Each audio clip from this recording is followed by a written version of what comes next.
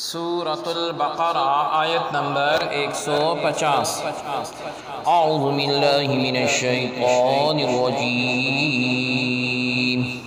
بسم اللہ الرحمن الرحیم۔ وَمِنْ حَيْثُ خَرَجْتَ فَوَلِّ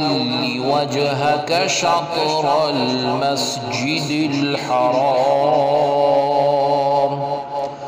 وَحَيْثُ مَا كُنْتُمْ فَوَلُّوا وُجُوهَكُمْ شَطْرَهُ لِئَلَّا يَكُونَ لِلنَّاسِ عَلَيْكُمْ حُجَّةٌ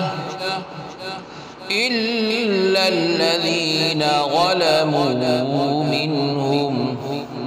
فَلَا تَخْشَوْهُمْ وَاخْشَوْنِي وَلِأُتِمَّ نِعْمَتِي عَلَيْكُمْ وَلَعَلَّكُمْ تَهْتَدُونَ۔ لفظی ترجمہ ہے وا اور من سے، حیثو جہاں، خرجتا تم نکلے، فاتو ولی پھیرو، وجہ چہرہ کا اپنا، شطرہ طرف، المسجد الحرامی مسجد حرام، وا اور حیثو ما جہاں کہیں، کنتم تم ہو، فاتو ولو پھیرو، وجوہا چہرے، کم اپنے، شطرہ طرف، ہو اس، لئن تاکہ، لا نہ، یکو نہ ہو، لی واسطے، الناسی لوگوں کے، علی اوپر، کم تمہارے، حجتن حجت، الا مگر، الذین جو لوگ، ظلموا ظالم ہیں، من سے ہم ان، فاتو لا نہ، تخشو ڈرو تم، ہم ان سے، وا اور اخشو ڈرو تم، نی مجھ سے، وا اور لی تاکہ، اتما تمام کروں، نعمتی نعمت، یا اپنی، علی اوپر، کم تمہارے، وا اور لعلا تاکہ، کم تم تہتدون ہدایت پاؤ۔ با محاورہ ترجمہ ہے اور تم جدھر سے بھی سفر پر نکلو، اپنا چہرہ نماز کے وقت مسجد حرام کی طرف پھیر لو، اور اے مسلمانوں تم جہاں کہیں بھی ہو سو اپنے چہرے اسی کی سمت پھیر لیا کرو، تاکہ لوگوں کے پاس تم پر اعتراض کرنے کی گنجائش نہ رہے، سوائے ان لوگوں کے جو ان میں حد سے بڑھنے والے ہیں، پس تم ان سے مت ڈرو، مجھ سے ڈرا کرو، اس لیے کہ میں تم پر اپنی نعمت پوری کر دوں، اور تاکہ تم کامل ہدایت پا جاؤ۔ آیت کی تفسیر میں فرمایا گیا وَمِنْ حَيْثُ خَرَجْتَ، اور تم جہاں سے آؤ۔ اس رکوع میں 3 مرتبہ نبی صلی اللہ علیہ وسلم اور مسلمانوں کو مسجد حرام یعنی کعبہ کی طرف منہ کر کے نماز پڑھنے کا حکم دیا گیا ہے۔ اس سے بظاہر ایسا لگتا ہے کہ یہ تکرار ہے، لیکن در حقیقت یہ تکرار نہیں، کیونکہ ہر بار کے حکم کی علت جدا ہے۔ پہلی بار جب نماز میں مسجد حرام کی طرف منہ کرنے کا حکم دیا گیا تو اس کی علت یہ بیان ہوئی کہ اللہ تعالیٰ عز و جل نے اپنے حبیب صلی اللہ علیہ وسلم کی رضا حاصل کرنے کے لیے مسجد حرام کو قبلہ بنایا، اور نماز میں اس کی طرف منہ کرنے کا حکم دیا۔ دوسری مرتبہ جب مسجد حرام کی طرف منہ کرنے کا حکم دیا گیا تو اس کی علت یعنی وجہ یہ بیان فرمائی گئی کہ اللہ تعالیٰ عز و جل نے ہر امت کا الگ الگ قبلہ بنایا ہے جس کی طرف منہ کر کے وہ نماز پڑھتے ہیں، اور جب امت محمدیہ صلی اللہ علیہ وسلم بھی ایک آخری بہترین امت ہے تو ان کا قبلہ مسجد حرام کو بنایا اور اس کی طرف منہ کر کے انہیں نماز پڑھنے کا حکم دیا گیا۔ تیسری مرتبہ جب یہ حکم دیا گیا تو اس کی یہ علت بیان فرمائی کہ قبلے کے معاملے میں یہودی مسلمانوں کے خلاف حجت قائم نہ کر سکیں۔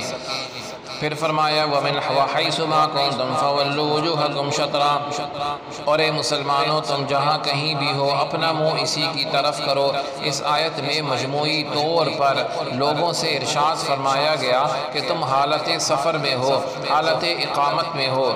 یعنی کہیں قیام ہو، جنگل ہو، بیابان ہو، شہر ہو، ہر جگہ ہر حالت میں ہر وقت تم سب نے نماز میں خانہ کعبہ ہی کی طرف منہ کرنا ہے،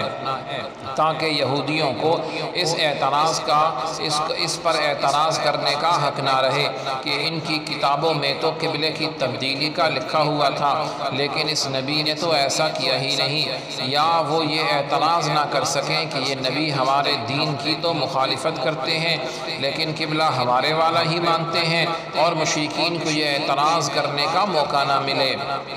کہ رسول اللہ صلی اللہ علیہ وسلم نے قریش کی مخالفت میں حضرت ابراہیم اور حضرت اسماعیل علیہ السلام کا قبلہ بھی چھوڑ دیا، حالانکہ آپ صلی اللہ علیہ وسلم ان کی اولاد میں سے ہیں اور ان کی عظمت و بزرگی مانتے ہیں۔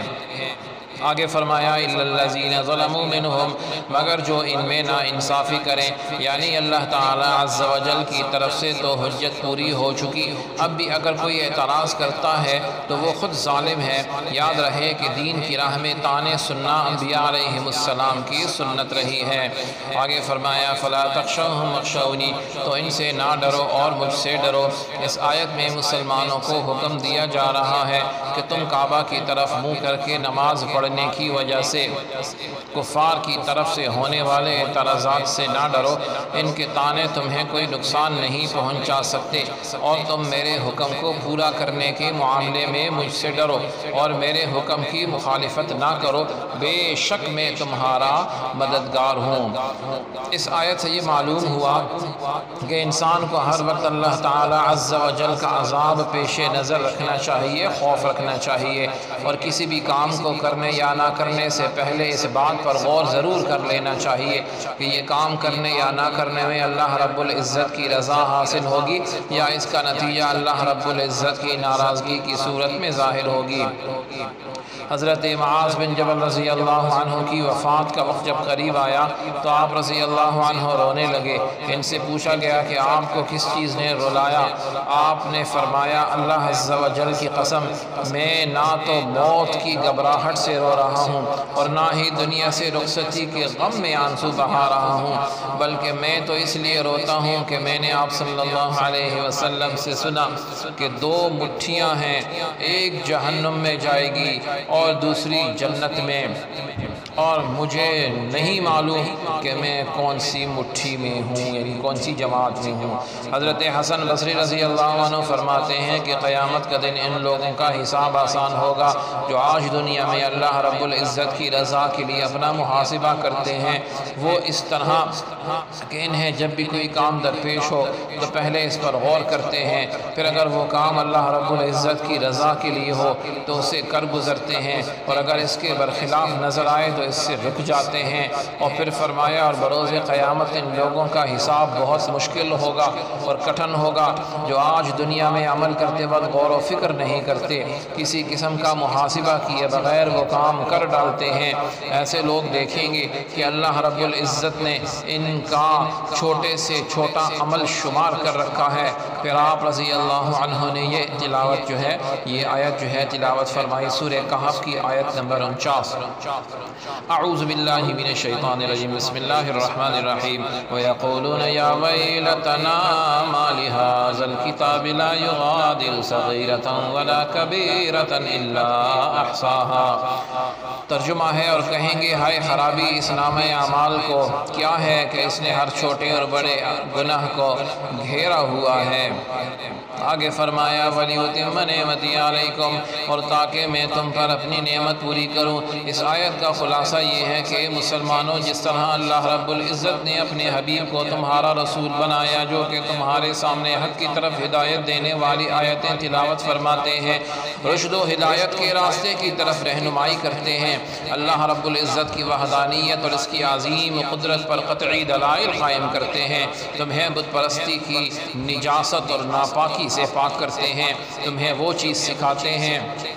جن سے تم اپنے نفسوں کو پہچان سکو، ان کا تزکیہ کر سکو۔ اسی طرح مستقل طور پر تمہاری یہ بیت اللہ کو قبلہ بنا دیا تاکہ اللہ رب العزت تم پر اپنی نعمت پوری کرے۔ رب العزت ہم سب کو دنیا اور آخرت دونوں کی شاندار کامیابیاں نصیب فرمائے و بلندیاں نصیب فرمائے۔ سبحانک اللہم و بحمدک، اشہد ان لا الہ الا انت، استغفرک و اتوب الیک، وصلی اللہ تعالی علی خیر خلقہ محمد وعلی آلہ و اصحابہ اجمعین برحمتک یا ارحم الراحمین۔